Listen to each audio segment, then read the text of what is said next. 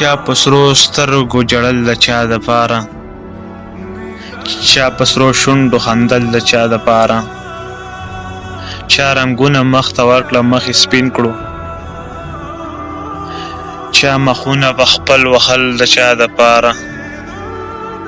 موږ د مینې په یو ګوټ پسې ړانده شو، چا شراب په لپو څښل د چا دپاره. واخلمه تا او که دنیا واخلمه، په خندا څرنګه ژړا واخلمه.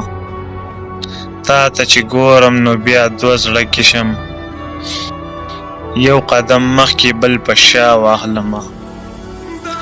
مرګ او بیلتون راته جوړه راغلي، عرفانه دا واخلم او که دا واخلمه.